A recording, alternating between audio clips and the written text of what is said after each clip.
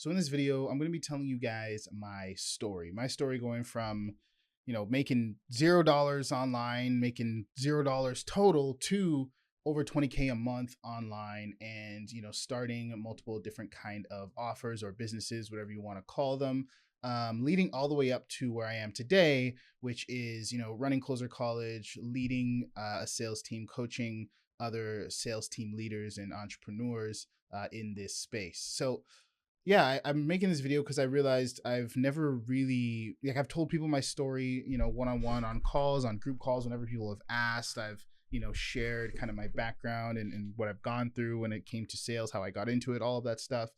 But I've never made a video about it, and I think it'd be really good for everyone in Closer College to just know exactly who their coach is, know exactly what I've done, know exactly where I came from and how I got here and how Closer College came to be. So that's exactly what this video is going to be about. Now, I'm probably going to make more in-depth versions of this later on, just for the sake of this not being like an hour long. I want to make this as short as possible. So I'm just going to, jump through the relevant points in my life and how it resulted to today. So without further ado, I guess I will start pretty much from the beginning, which is, I guess, the beginning of me getting into sales and marketing. It's always been this kind of mix between sales stuff and marketing stuff. It's been a good majority online, but then also in person sales, which you guys have heard me talk about before. And I guess it all started way back like in 2012, 2013 on like Twitter, right? I used to grow and sell Twitter accounts. And the way that started was me just jumping on Twitter and making like these meme accounts, posting funny tweets, posting, funny memes just for fun. It was never, I never set out to like grow a big account, be an influencer, anything like that. I was just posting memes just for fun and making different kinds of accounts, different parodies of like, characters on TV and stuff like that. Not like a fan thing, but more of just, like a comedy parody kind of thing. And, I met a bunch of people online that also did the same thing. And, we would like help each other grow our accounts. And it got to a point where we learned how to grow accounts really, really fast. I think at one point I started an account and got it to like 20K followers, active real followers, not bots or anything like that, within like 24 hours. It was nuts. Um, and once we had a bunch of accounts that were at a decent size, I think I had like 11 accounts. Some of them had 200,000 followers, some of them had 100,000, some of them had 50,000, some 20. I think the biggest account that I personally had was like 300K. It's like 250 to 300K, somewhere in that range. Um, and that's when we started doing like publishing. We started having businesses that, sold all kinds of different stuff, approach us wanting us to advertise their things. They were paying us. I was super young at the time. And I was just like, sure, why not? I'll post your thing. You're going to pay me money to post your product. Why not? So I started, doing advertisements in between the meme posting and the funny posts and making a little bit of money online. And I was like, yeah, this is cool. Making money online. I like this. I can be remote. I can do whatever, but all I'm doing is posting funny stuff and getting paid for it. It was awesome.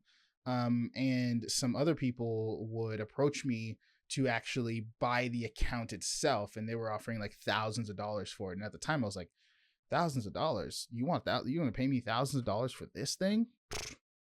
Sure, why not?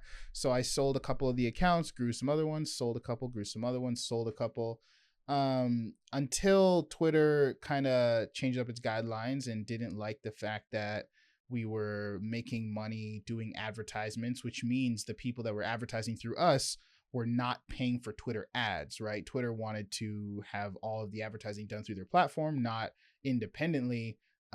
So all of the accounts got shut down. They all got scrubbed. They all got just deleted. They're all suspended. If I go and look them all up to this day, all the accounts I had were suspended, as well as all of the people that I knew in the space. It was like this huge wipe out all of these guys operation, right? So I kind of just said whatever, forgot about it, went and did my thing. And I met someone who was going to be, this is like the next opportunity to get into like the marketing and online space. I met someone who was going to be the director for a movie that was or not movie, sorry, for a museum that was launching in Toronto.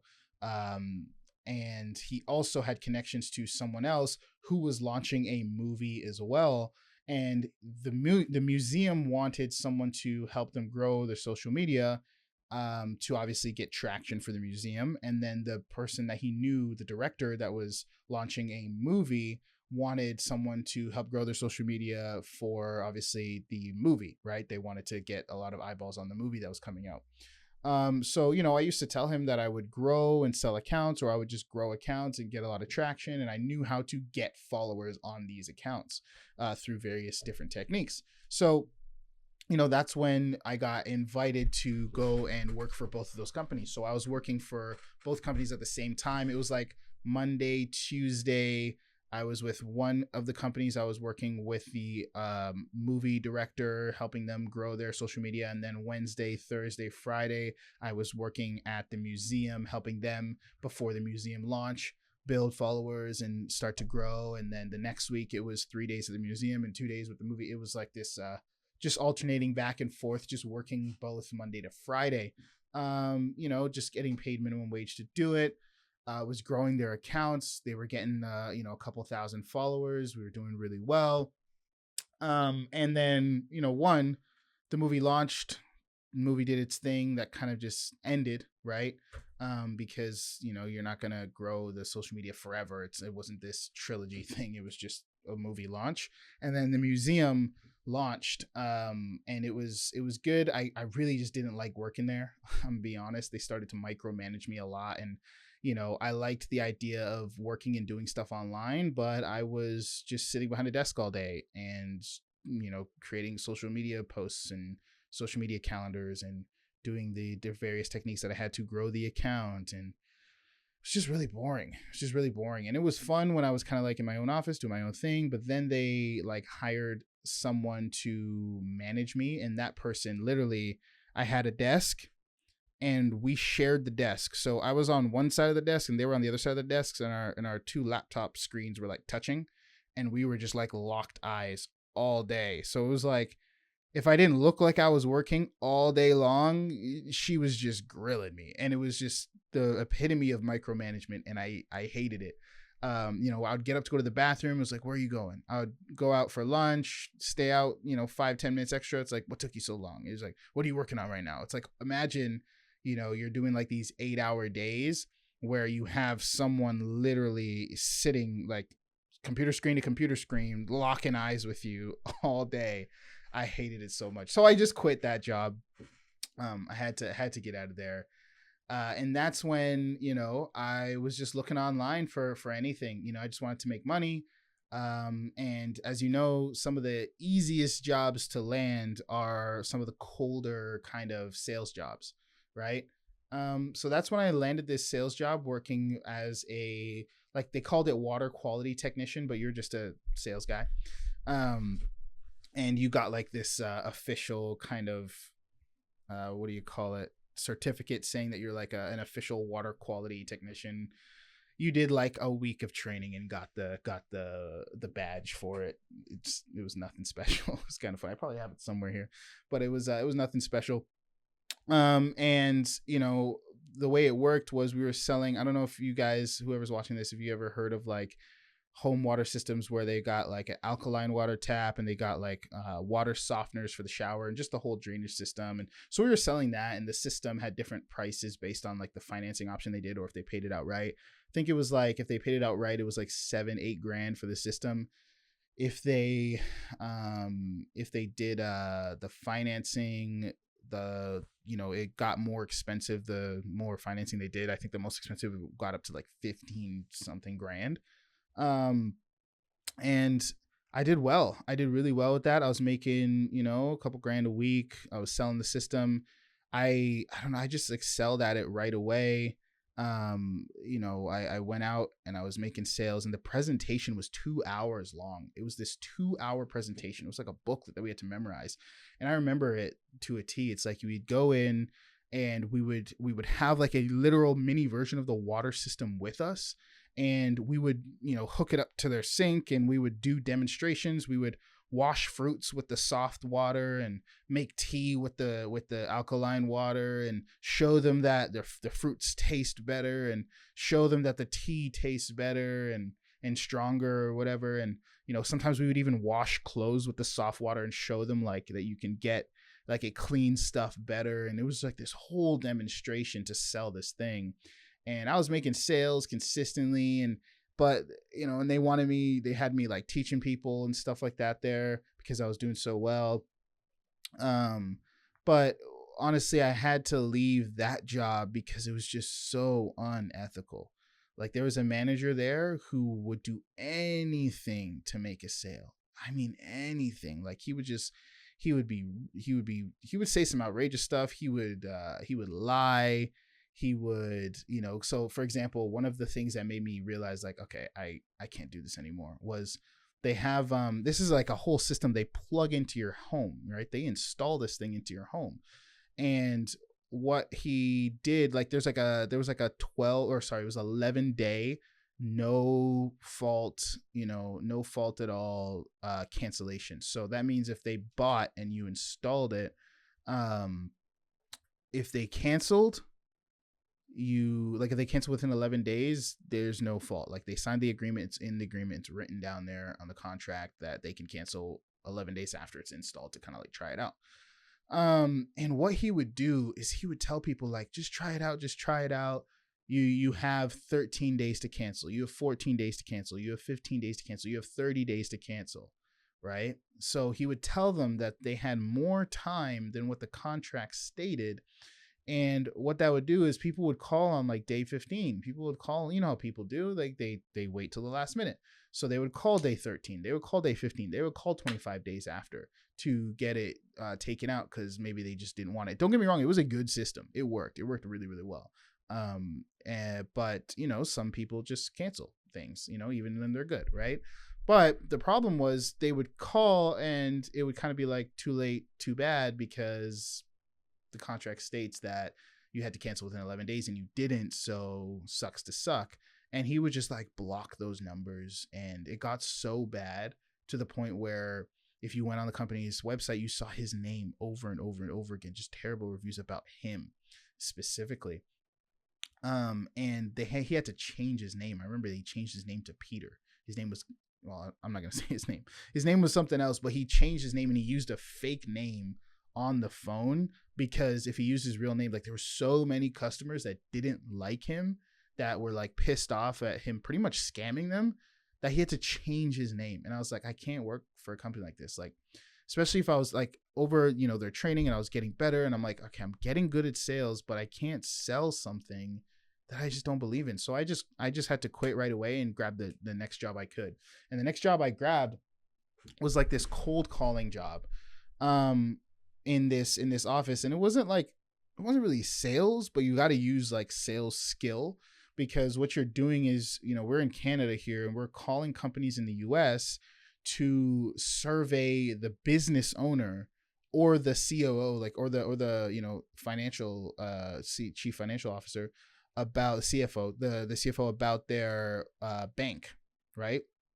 So this role was interesting because, you got to call, like, imagine you're running a company, a couple million a year, whatever. You're running a company and some random guy is just calling you on the phone like, hey, I just wanted to ask you some questions about your bank. It's like, click, nope, no thanks, not interested, click. Like, we would hear that so much, right? So it was a cold calling job where we had to get surveys, and it was hard to the point where most people would only get one survey a day, maybe, and like some just went with none, right? Like the average like every single person, there was like 3 people in the office that would get like 3 and 2, and then everyone else would get like 1 a day. Then there was this one like absolute savage. This guy was sick. His name was Leroy. He was a killer. He would get like 8 and 11 every day, just killing it. This black guy, he was awesome. He was getting a bunch. So I was like, I'm just gonna learn what he's doing. So I sat beside him. I became friends with him. And I heard some of the stuff he was doing and how he was doing it, and the tonality and the rapport, and because you got to get past, like, some of them, like smaller companies, you have the phone number of like the business owner, you call them directly, and then you have the conversation. But most of them, there's like a gatekeeper. There's like a receptionist who you can't call and say, hey, we're calling to do a survey. They're like, yeah, no, our CEO is not interested. Click. Or they would be like, yeah, our CEO is on vacation and he comes back in like 6 months. Click. Right. So, yeah, so I would just listen and learn about tonality, rapport, getting past gatekeepers. I learned a ton from this guy, and he was just killing it. So just, mimicking and getting better, I started, I was like second place in the whole office. I was getting like 4 a day, 5 a day, some days 6, some days 3, but I was like average, like every day I would at least bang out like 4, you know? And he was just consistently banging out 8, 9, 10, like he was doing really, really well. And what made me kind of iffy about that role over time was I was like, okay, the company makes money. The company gets paid based on hitting the quota, which is the amount of surveys. So the way the company makes money is they get surveys from the bank. They ask them like satisfaction on their bank, what kind of accounts they have. Like this was a 20-minute plus survey, 25-minute survey on just banking that you had to keep someone on the phone. So sometimes people would like, the CEOs, they'd be like 15, 20 minutes in and they'd be like, you know what, man, like you've asked so many questions, I gotta go, right? Because there's nothing in it for them. It's not a sales call. We're not selling them anything. We're not offering them a service. It's just a survey. And it's like almost half an hour. So a lot of time people would want to quit in between. So you had to like build rapport to the point where you're keeping them on the phone. They're having a good time. Like, no, don't worry. There's only a couple questions left. Like, and so your heart's racing the whole time, just hoping this person's not gonna like hang up on you. There's times where, and it doesn't count as a completed survey. It didn't count as a completed survey unless they went through the entire thing. So you can get someone halfway through. You can get someone up to 2 questions left. And if they hang up or they quit, it doesn't count. You get 0. That's why it was so difficult, right? So I'm like, the company gets paid based on them hitting a quota of surveys. And what they do is they sell the information to the banks, right? Because the banks want to be able to make their services better. So they paid this company to get information on them, right? On how people's satisfaction were. And they sold to the banks. The banks would change their products and edit their products based on it. And it was anonymous, so it wasn't like people were giving out account info or anything like about their personal banking, business banking accounts. But what happened was I was like, okay, we have this one guy who's absolutely crushing it. He's performing, like I said, most people got 1. He would average like 6 to 8 and sometimes 11. He was doing at least 6x the performance of worker A, like A and B beside him, right? So if you'd have to hire 6 people to make up the same amount that he got paid, or sorry, that he produced for the company as a producer. So one day I asked him, because I was just curious. It was like my first couple months in. I was like, hey, Leroy, man, how much do you make? How much do you get paid? And he told me, and it was the same amount that I got paid. And he produced like double what I did. And he produced 6x what everyone else did. But the people he produced 6 times more than, 7 times more than, 8 times more than, the person he produced double more than, we all got the same paycheck at the end of the day. We all got the same take home. And I was like, whoa, that is not right. That's not right. So I actually went to management and kind of complained about it and told them that there's got to be like some kind of incentive because this makes no sense. It makes no sense that there's like no incentive for people that are just like absolutely crushing it. And he, so they actually introduced a commission. But the commission was like a couple cents per survey. So it, he ended up being the top producer, performing 6 times more. He ended up getting like $20 extra on his paycheck every 2 weeks. It was like, okay, this is ridiculous. So I left there. I was like, yeah, that's not worth it. And now the next place I went to after this is when, sales really started to become a serious thing for me. It was a door-to-door kind of like sales company that worked for multiple different products and brands and services. And, just for the sake of this being a shorter video, I'm going to speed up. I'm not going to go into so much detail. I'm going to speed it up a little bit based off of what I'm breaking down here. But long story short, it was a door-to-door sales company where their business model was you come in, you sell, if you're really good, you can either just be a salesperson and just sell all day. But if you're really good at sales and leadership, they'll start to put people on your team and under you to work with you. Um, and what they'll do is, and if you keep building a team, like they'll recruit people for you. They'll, when they make new hires, they pick who gets the new hire. If you're a good enough leader, they'll give you enough new hires. And once you got to like 10 new hires, you had to expand to a different territory, because since it's door to door, there's only so many people that can be knocking doors in an area. So what they would do as the leaders, they would let you go and take your people and move to another location and start a new office underneath the company's brand. And you would get obviously higher pay. You would get pretty much all the profits from that office would be yours. You'd pretty much be like a CEO of that branch, like a head manager, CEO of that branch. It was awesome because there's owners there that made tons and tons of money. Like some were making hundreds of thousands a year, some were making millions. So I was like, all right, this is going to be the thing that I do. I'm going to open up an office. I'm going to grow. This is going to be awesome. But and I did really, really well. I got in there, and within 2 weeks I was already training someone, because I was outperforming most people in the office. In like the first 2 weeks, I was up there with like the top 2-3 people in the office. Just because, one, the person who trained me, the person who like they put me under, was the top performer, not only in the office, but in the country, like for that kind of company. And that company had like 30 offices or something. And on that specific campaign, there was probably about like 10-15 offices that were selling the same thing we were selling. And he was like number one performer, number one producer, and he's the one who taught me. So that's I got another big boost in my sales ability. And he actually took like classes in hypnosis, which sounds kind of bad to say.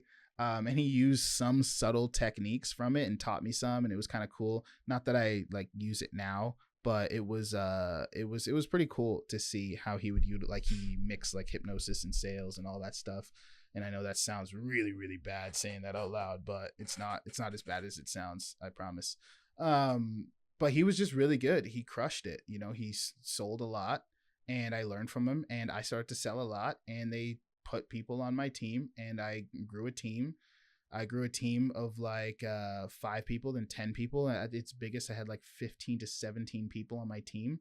That was later on when I switched campaigns, though, because I did every single campaign there. So I did door-to-door sales, selling, like, this is where I started, was door-to-door sales selling telecom, which was TV, internet, home phone, even sold security.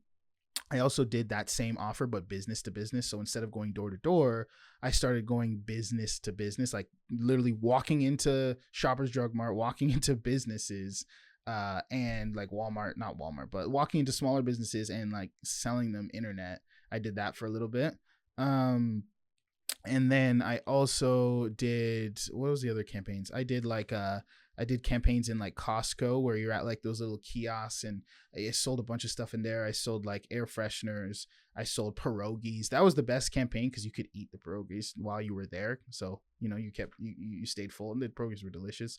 But I was selling pierogies. I was selling air fresheners. I was selling duvets, blankets, pillows. I was selling tons of stuff in the Costco. For those of you in the States, I think that's like Sam's Club. I think they're like the same company. So I did a bunch of sales in there. And then I also sold wax, which is like car wax. So, you cleaning the cars, shining them up and selling them outside of like gas stations. I would sell them outside of Canadian Tires, which is just like this car shop. I sold it at this really cool car show where they had like a bunch of like, expensive cars and stuff. We traveled around a lot to do it. I traveled every single day. I was driving every single day.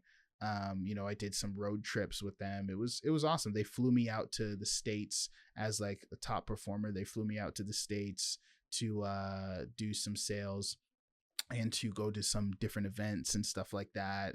They would fly, I got taken to like, Mexico, Cancun, to like this, 5-star resort and stuff as a reward for being one of the top salespeople there. because I was like, for the campaign that I was on, I was like consistently top 3 in the country. You know, my leader was the person who was leading me, the person who trained me was top, you know, 2. So I mean, it only made sense, right?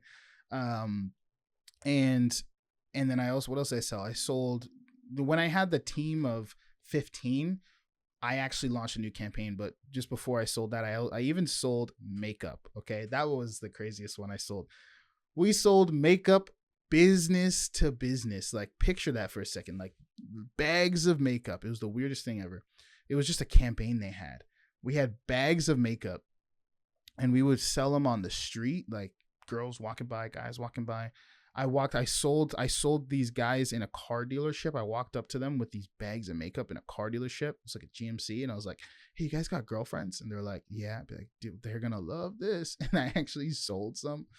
I sold it. Like, we walked into like different stores. Like, it was crazy. That was a crazy campaign.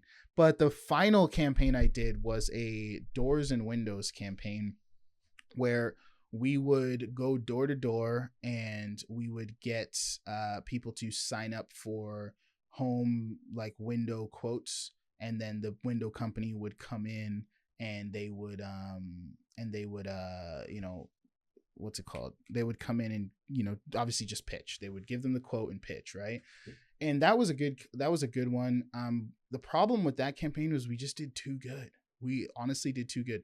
It was the first time, it was a new campaign launched in Canada.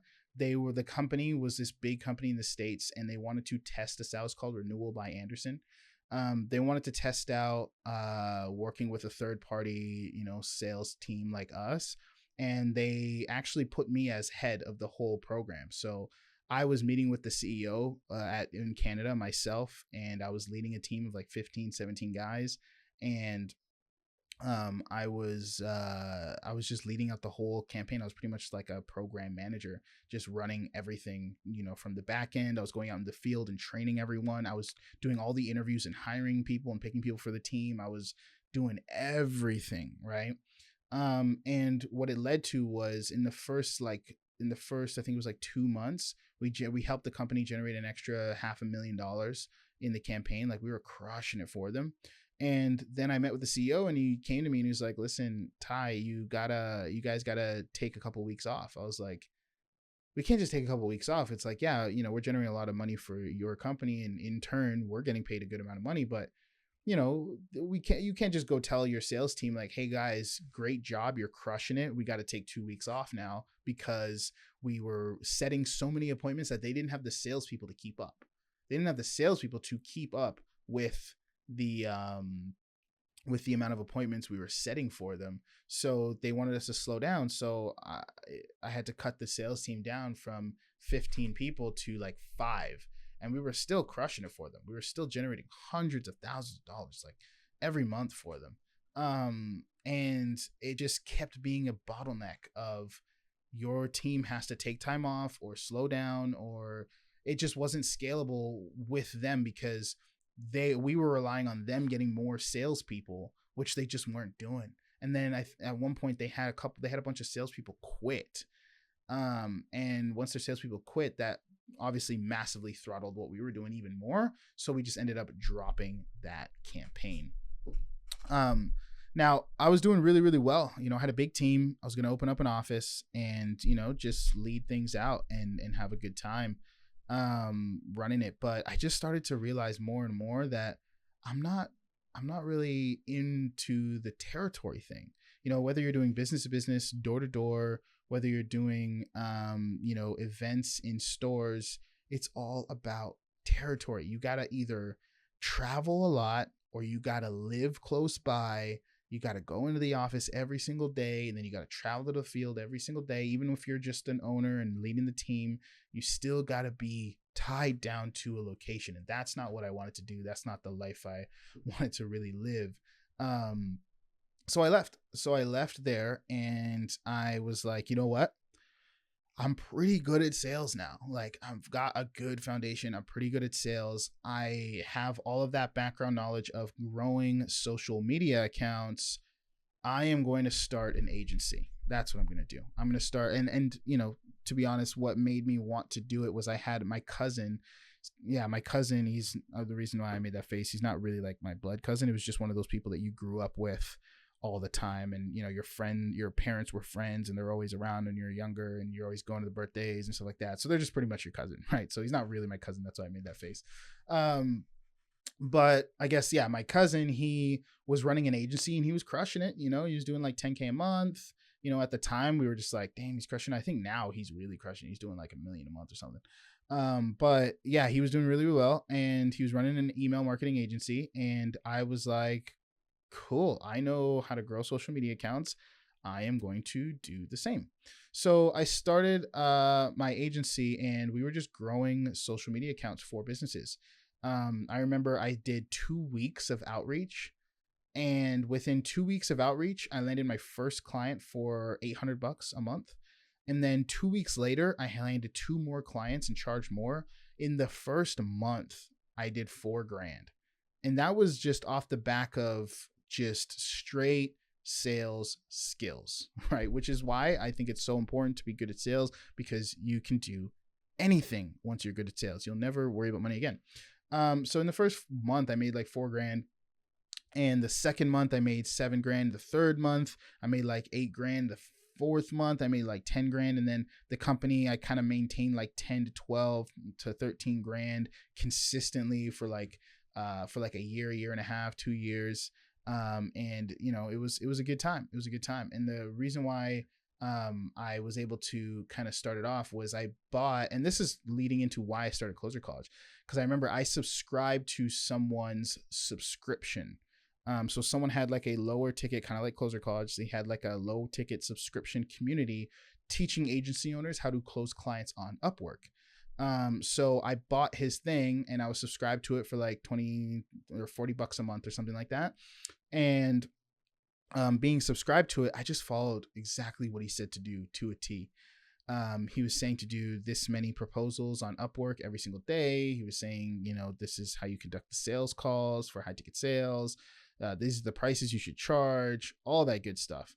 And I was like, cool, let's do it. So I already was good at sales at this point. Obviously still had tons to learn, but I had a good foundation.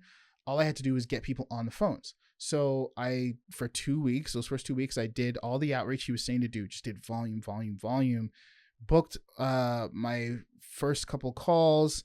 And then from there, I just hired a virtual assistant from the Philippines for like $5 an hour to do 1 hour a day. So it was like $25 a week to just do all the proposals for me, to do all the outreach for me. So it was just like this nice machine where she was doing the proposals for me. The proposals would book the calls or have the conversation. So the proposals would get the interest, and then I would just check my Upwork messages and respond to everyone and, DM set them for myself, and then close the calls and then deliver, right, the social media stuff. And now I was like, all right, I was so obsessed with leverage that I hired a team way too soon.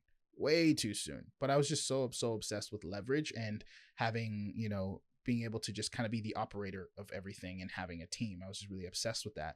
So I immediately hired a social media manager to do all the social media posts for me. So it was this good machine where I was, and then I kind of like automated the Upwork outreach thing to where it had like my Calendly. It had my calendar link in the proposal. So I didn't have to manage like respond to much of the messages. Most people that were interested just kind of booked from the proposal. So it was this nice machine where I had a VA doing the outreach.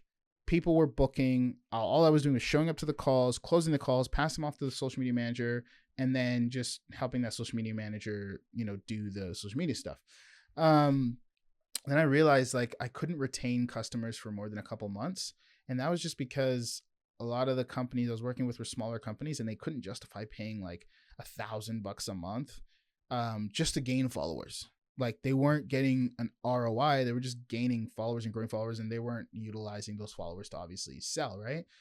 So I'm like, okay, I need a way to retain customers for a long time. And the way to do that was just advertising. Okay. Because advertising, in my mind, I was like, you spend money on ads, they make money, they pay you money, they make more money, they pay you money. Like they're going to stay forever as long as it's profitable. Right. So I was like, cool. Problem is, I don't know anything about ads. So then I found these guys that would run the ads for me for a price. So I hit them up and I was like, hey, you guys do ads? They were actually in that community that I was in that helped people grow their like agency with Upwork. They were in that community, and I messaged them and I said, hey, what do you guys charge to run ads? And they told me they charged like $600 a month. So I was like, okay, $600 a month to run ads. Awesome. I'm going to go get clients, come work with me. I'll get you clients for $600 a month. And they were like, deal. So I kind of, same thing. I had my VA doing, because I didn't know much about advertising at the time. So I had my VA doing the outreach for proposals, booking the calls.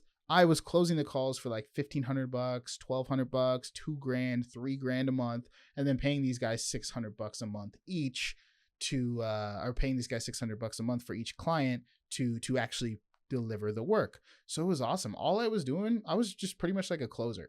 Like that's it. I was just closing deals, passing them off, closing the deal, passing them off, closing the deal, passing them off. And I did that for a couple of years, and it was awesome because I was just stacking recurring and everything was going good. And I was closing at like 35-40%. I was closing tons of deals, sometimes even higher. I was getting paid good money. And then it was just, the problem arose when we just became an everything agency. So we were doing social media management for these clients, advertising for these clients, email marketing for these clients, lead gen for these clients. So I was like, okay, I need to niche down. So then I niched down into lead gen because that was just like the easiest thing to justify. We get you leads, you close the leads, whatever. Cool, away we go. So we just started doing like lead gen for like mortgage companies, real estate companies, stuff like that. Niching down, it was really, really good. And we were also working with some coaches as well. So we were helping coaches kind of generate calls, get leads, book calls, coaches consult and stuff like that. And man, these coaches, some of them, they just really sucked at sales. So I found myself helping them close deals.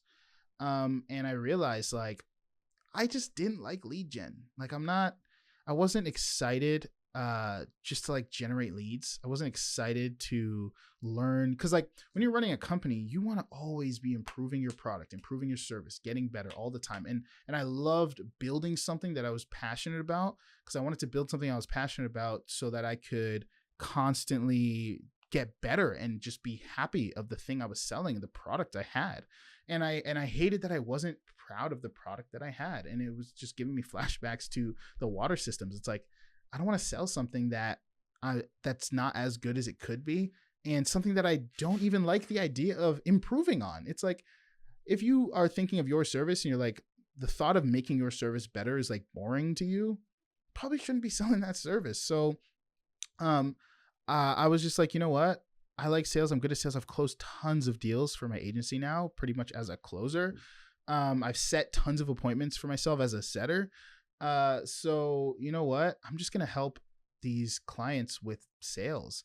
So I branched out from Upwork and I started, learning DM setting by, growing a Facebook group and setting people through my Facebook group and sending people through DMs. I started setting people through, LinkedIn. I started setting people through cold email. So I've done like so much acquisition systems at this point, because one thing I want to do is I wanted to learn how to get really, really, really good at multiple acquisition systems.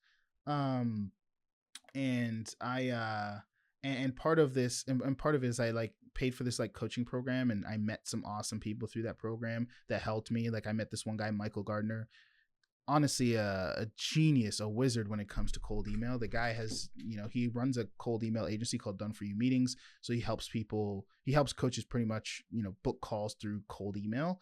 And he taught me everything I knew just like for free. Like he just taught me, we just were friends, and he taught me a bunch of stuff, and I used it to make so much money through cold email, just sending out emails through like Lemlist and stuff like that, and getting clients and, getting them to book with me and closing them on the phone. So I just started doing cold email and Facebook outreach to get people on the phone and close deals. So that's when I just started coaching. I was just charging like $1,000 here, $2,000 there, $1,000 a month here and there. I had a couple clients that were just like on a retainer paying me $1,000 a month to coach them. and just for like a meeting a week. And, I was pretty much just a consultant coaching people on sales. They were getting great results. They were closing more deals. And it was awesome. It was really, really good. And what I wanted to do then was I thought of starting a sales agency. I was like, you know what? Sales agency would be awesome because because again, this is me. I'm Mr. Leverage. I'm like, I want leverage. I don't want to be like doing all this one-to-one coaching. And I'm doing all this one-to-one coaching, and all I'm doing is getting paid for my time. It's pretty much like an hourly thing. I want leverage. So I was like, all right, what if I plug in salespeople into these business owners? And on top of that, some of the business owners that I was helping close deals, they were like, hey, do you know anyone that would be good at sales? Do you know anyone that would crush it? So I was like, I'm sure I could find someone. So I would jump on. So I started jumping on the offers and closing for them. And, there's offers, I was closing an email marketing offer. I was closing like a men's health offer, men's dating offer, closing at like 50%, sometimes 60%, mostly 40%, doing really, really well. And then what I would do is while I'm closing on the offers, I would find a salesperson and plug them into the offer. And then that salesperson would close on the offer, and I would negotiate 15% commission from the business owner. I would pay the closer 10%, and I would just pocket 5%. And, I ended up getting like 7 different clients from that. And I was making like 30 grand a month doing that. We had closers just closing deals on different offers, and I was just doing a sales team meeting every day, doing call reviews for the closers.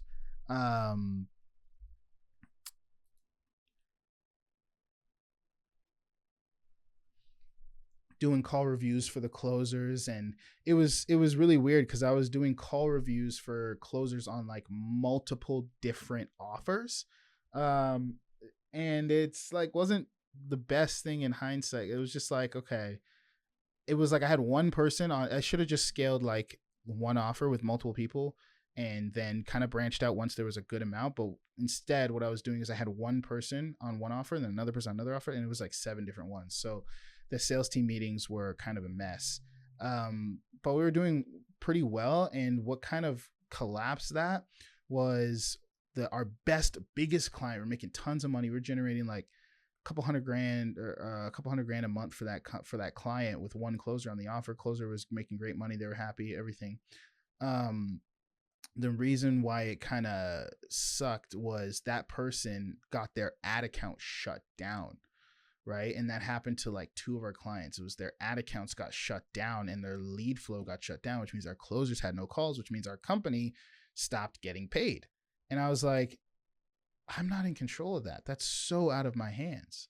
I didn't like that. Right. And I'm like, okay, I can either take over the lead gen for them too, or I could do something different. So I was like, I don't like the idea of my income being solely dependent on you keeping your lead flow going. That's kind of like out of nowhere, right? It could just shut down.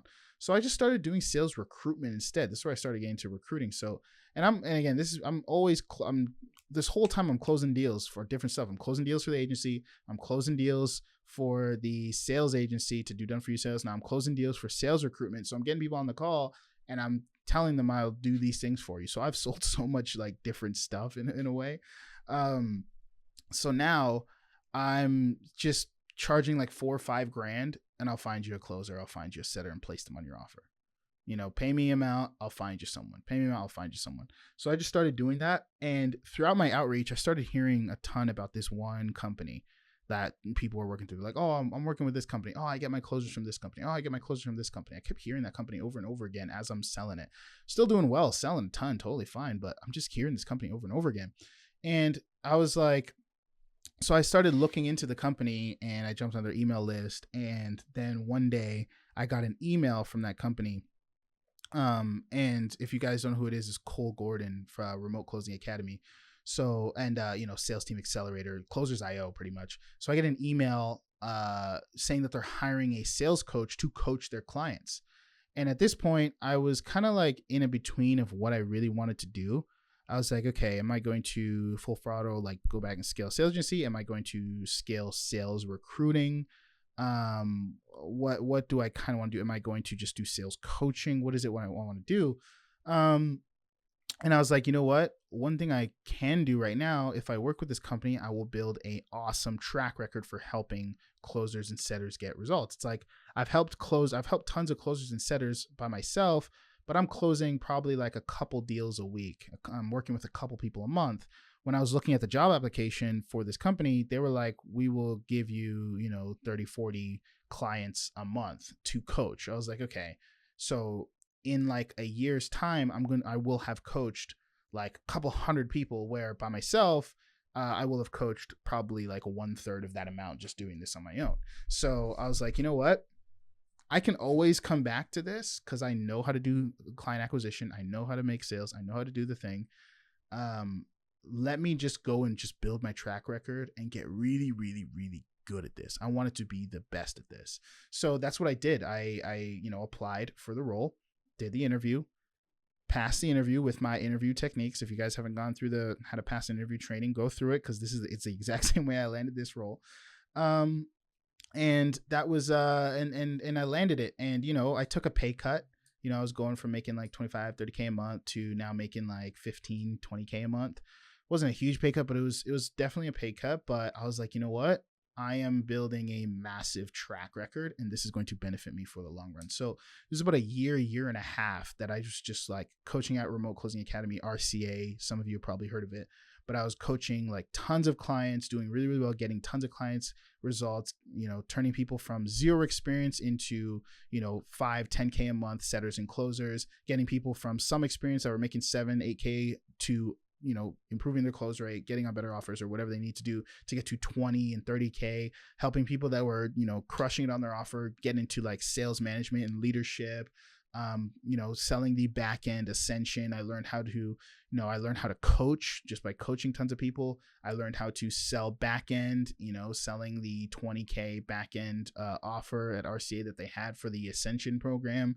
And I learned a lot there. I learned a lot. It was really, really good. And I just got to a point where I didn't feel like I was learning much anymore. There was definitely a lot more to learn, but I didn't like the direction the company was going in. And another opportunity came to lead out a sales team. So I jumped ship. I said, you know what? I've, coached hundreds of people here. I've gotten great results, got some great testimonials. I've built up a track record, and I got an opportunity to go and lead a sales team. So that's what I did.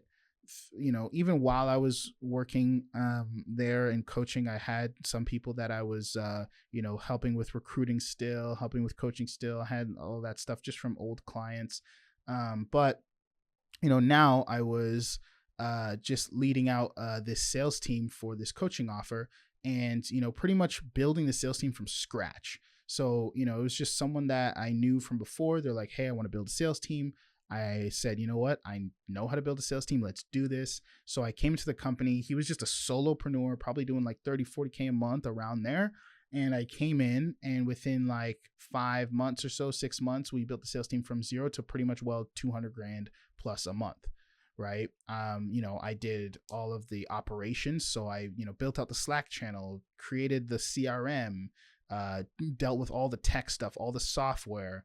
I recruited and hired the sales team, managed the sales team, trained them, did everything on the operations and sales side, while he just focused on the marketing. The guy was really, really great at marketing, great. He built an awesome VSL, built an awesome YouTube channel, awesome presence. So he crushed at marketing. It was like, you go do marketing, I'll do ops and sales. And that's what we did. And we built up the offer to like 200 grand a month.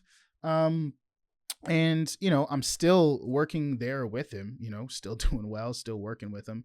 And that's kind of where, the plan was always to launch Closer College. And he helps coaches grow. That's his offer. And what I did was I was like, hey, if I launch Closer College as well, I can help the closers land roles with some of these awesome clients that we're helping here in his company. But yeah, and we kind of are at where we're at today now. I know, what is this, like almost an hour? Jeez. We're at where we're at today now, where I've launched Closer College, and I coach. I've gotten, obviously, just people get referred to me to help their sales manager and stuff like that. So I'm managing the sales team, running the operations of that offer. Plus, I'm coaching some sales team leaders on, leading out their sales team and growing their offer. Plus, I am now running Closer College and looking to make this the best sales community out there. I am dedicated to it. This is like what I am locked into, and I have so much plans over the next 5-10 years for what's going to happen with Closer College and things that are going to be added on to it. And I'm just super excited to be building this thing out. And I'm in a place now, finally in a place now, where I feel like I'm selling something that's truly mine, something that I enjoy improving upon. Just like how I said with the lead gen thing, I didn't enjoy building it. I didn't enjoy making it better. Well, not that I didn't enjoy it, I just didn't want to. I didn't have to drive. This, I'm passionate about. Closer College, I'm enjoy making better. And, just with the company that I worked with, that I coached at before, I've seen all the things that have worked, and I'm looking to make this even better than that was, and the other things that I've worked with and the other things that I've went through. I'm truly looking to make this the best program for beginner salespeople, for experienced salespeople, and for people that want to go into sales leadership. That is the next step as well. This is going to be the best community. I can see it. I believe it. And I'm dedicated to consistently working on it until it is, and even beyond. And you guys can see that as a testament to how much new content is constantly being made, how much things are being updated, how much group calls we have, and, the iterations that I'm willing to make. So glad all of you are here. Glad all of you are here for the ride. Hopefully you guys stick it out with me. Hopefully you guys just take action and get results. If you do what's in here, trust me, I've worked with so many salespeople, both closers, setters, tons and tons of entrepreneurs. I've worked with tons of people, and I've put in this program exactly what works. You just have to execute and you will win. But that, however long it was, like, that is pretty much my story. So now you know quite a lot about me and where I came from and how I got here. And, here's to what happens next. I'll see you guys in some of the other training videos. Hope you enjoyed my story. If you have any other questions, feel free to shoot me a message. Have a good one.